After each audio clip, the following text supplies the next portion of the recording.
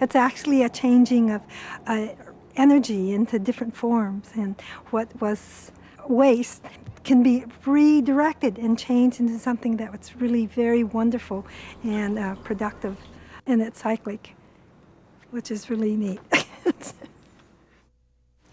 ¿Esa se te hace bonita? Bueno, vamos a cortarle unas hojas. Estos van en el compost, ¿sabes? Okay. The vegetable garden is very important in my house because we produce very, very little amount of garbage. Before we had to have 3 containers of garbage. Now we only have 1 small container. Oh, hi, Claudia. Hi. How are you? How are you today? Good. What you doing? Can we hug? I've got some strawberries growing, I have a peach tree. I also have yarrow, rosemary, some chives, sage, snapdragons, and mint. I like the strawberries, that's because I get to eat them, and I love strawberries. And I really have some beautiful, juicy strawberries come out, especially since I've been adding the compost. Well, you can't get things in the store that taste like homegrown. When you grow things yourself at home, they tend to be sweeter, maybe juicier. Tomatoes are redder.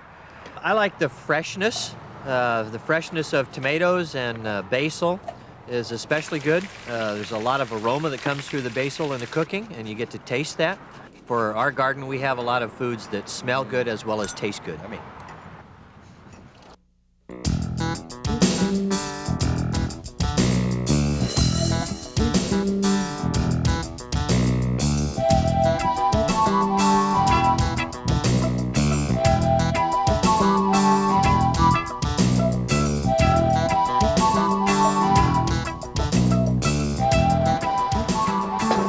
In our own backyards, using materials that we generate from cooking and gardening, we can reduce waste, recycle it, and reap a harvest of homemade compost that is perfect for every kind of gardening project, making even the smallest yard a source of organically grown fruits, vegetables, or flowers.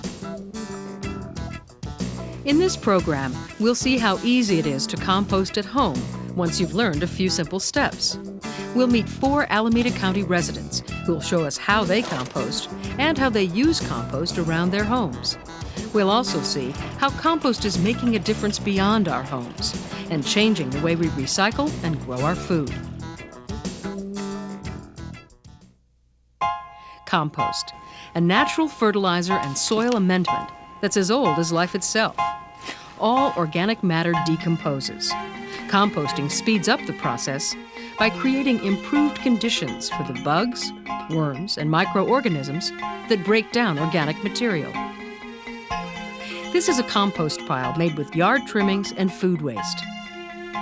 Time-lapse photography reveals how the volume of material reduces as it is transformed into compost. Over a 1-month period, the pile was turned and water added once a week. You don't have to make conditions perfect. Composting will happen. Dorothy Meow uses compost in her vegetable and flower beds and as a mulch around her yard. The compost made a big difference because it really made the soil very friable and held in the moisture, especially during the drought years. Dorothy has been composting for years. Her style is easy, but she follows some simple rules.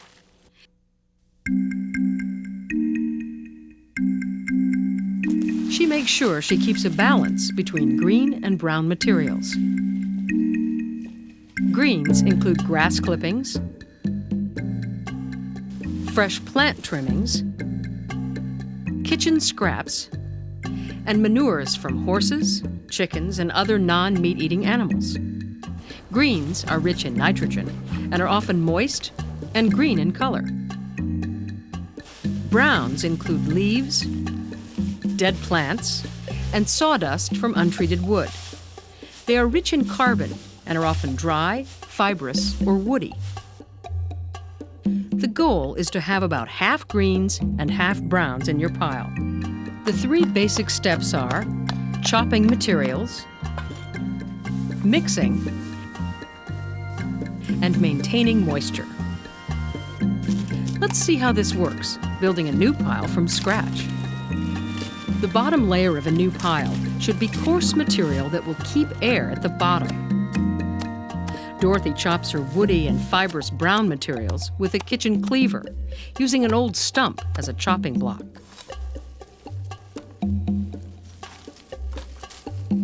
Dorothy adds water, a layer of greens, and uses a pitchfork to mix the layers. She repeats the process, mixing greens and browns and adding water. She ends with a layer of browns that help keep flies away from the nitrogen-rich green materials. Her bin allows air to circulate and keeps rodents out. It's a type of bin that can be purchased at a discount from the Alameda County Waste Management Authority and Recycling Board. Every week or two, Dorothy will turn the pile and add water, enough to keep the pile as damp as a wrung-out sponge, providing the air and moisture that stimulate microorganisms to break down material in the pile. The workhorses of a healthy compost pile are the beneficial bacteria and fungi which safely break down plant materials. The action of billions of these microorganisms will heat a compost pile to 140 degrees or more. You may notice actinomycetes in the pile, which is white and webby in appearance. It breaks down woody materials and emits a sweet, woodsy odor like a forest floor. Well, when I first bought this house, it was 7 years ago, exactly, almost 1 year.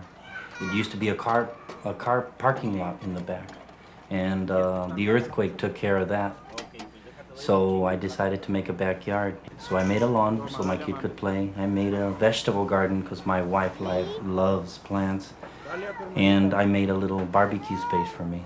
We haven't bought lettuce since the beginning of the year, since we have the plants. We eat salad every day and string beans, and we get beans and tomatoes this year were very nice. And I don't like tomatoes. He doesn't like tomatoes, but we love them.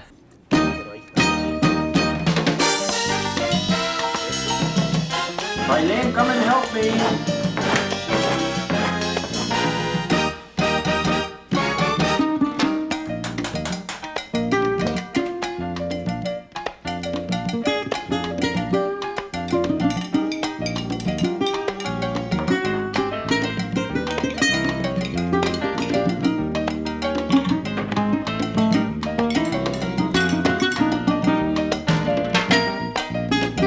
It's ready, Eileen.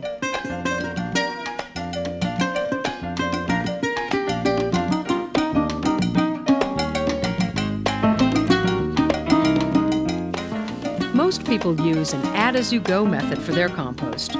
Renee keeps adding materials to his bin after he has started the pile. When adding kitchen scraps, he buries food waste in the center of the pile and then covers it.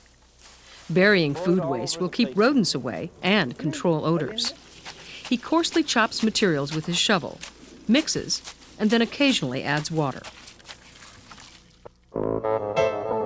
When you keep adding materials to a pile as it's composting, the process of decomposition is slower, and in this process, beneficial organisms like sow bugs, beetles, millipedes, and ants play a key role in breaking down the materials.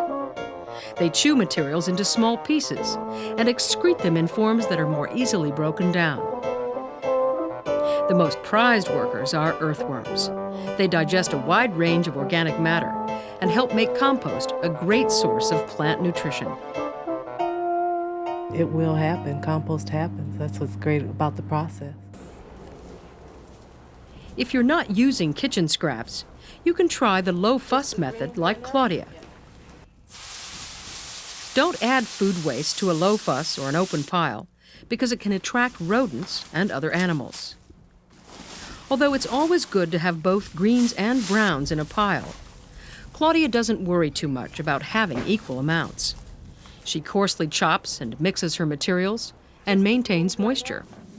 She turns the pile every couple of months to make sure that animals don't nest there. With her no-fuss approach, Claudia will be able to harvest her compost in 8 to 12 months. It makes every meal special knowing that you've grown some of your own food. That's part of the joy of having a garden so close. You just sort of walk from the kitchen to the garden, back to the kitchen, and you're ready to eat. Compost is the lifeblood of Ward and Cheryl Habriel's garden. For potting soil, working into the garden, and as a mulch, compost keeps their garden healthy, which in turn keeps the Habriels in fresh vegetables year-round.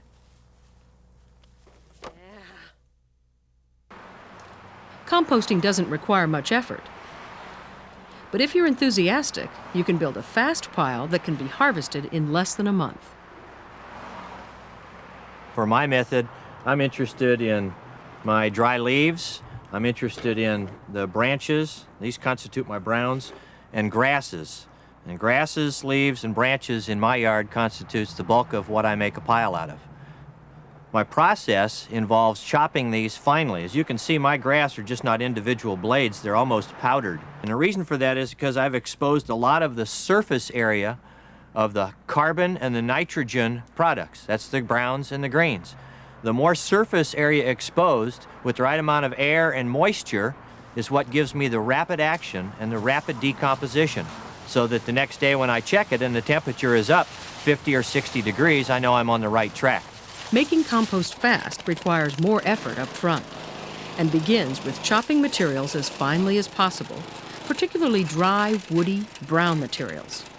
A chipper shredder machine can be used, but Ward just uses his lawnmower, a model designed for mulching as well as mowing. He puts his yard trimmings in the driveway and runs the mower over them. This gives him finely chopped materials that will break down quickly. Ward builds his pile on the same principles that Dorothy does. But because he wants to compost a whole batch at one time, he's saved up enough green and brown materials to fill his bin to the top. Instead of layering, Ward's method of chopping blends the greens and the browns, and he turns and waters more often, making sure that the bacteria and microorganisms in the pile have all the air and water needed to maximize decomposition. When the environment for these microorganisms is kept nearly ideal, as Ward has done, their heightened activity speeds decomposition and raises the temperature of the pile to over 140 degrees, hot enough to give off steam, kill off plant diseases, and weed seeds. Ward builds in batches and doesn't keep adding to his pile.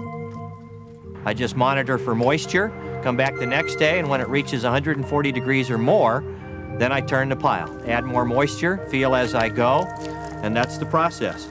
And through the process, this turns into a rich, black, just wonderful smelling ingredient, which is the primary source of the nutrients that go back into my yard and my garden. You'll know your compost is ready to harvest when it's rich, brown, and looks like dirt.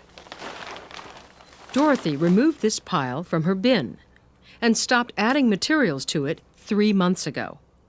She used a tarp to keep rain from leaching the nutrients out of the pile and to prevent it from drying out. Most of the materials are thoroughly broken down.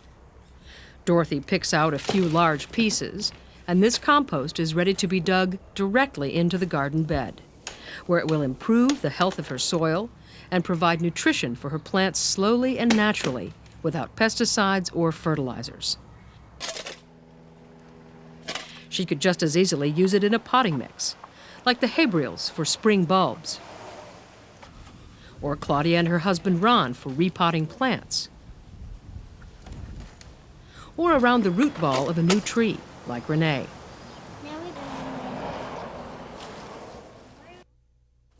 Claudia's compost is not yet fully decomposed and still has a lot of woody material in it. It shouldn't be dug into the soil just yet, because the woody materials will continue to decompose, robbing nitrogen from the plants. This unfinished compost makes an excellent mulch. Claudia spreads it around the trunk of her peach tree to protect it from heat and frost, to suppress weeds, and to conserve water. Ward's on a fast track with his compost, so he uses a screen to separate out the fine compost from the larger pieces that aren't completely broken down. It's 17 or 18 days later, the pile has cooled from the 140 to 150 or maybe even 160 range down into a range of less than 100.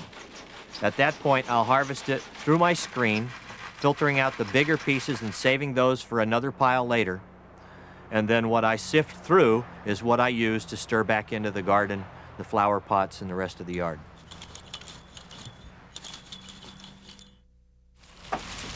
The benefits of composting are not limited to the backyard. Modern agriculture is rediscovering compost as a cost-effective farming strategy. The Wente Brothers Winery in Livermore makes compost with leftover grape pumice and chipped yard waste supplied from Alameda County households to enrich their soils, and is in the forefront of the movement towards a more natural and sustainable agriculture.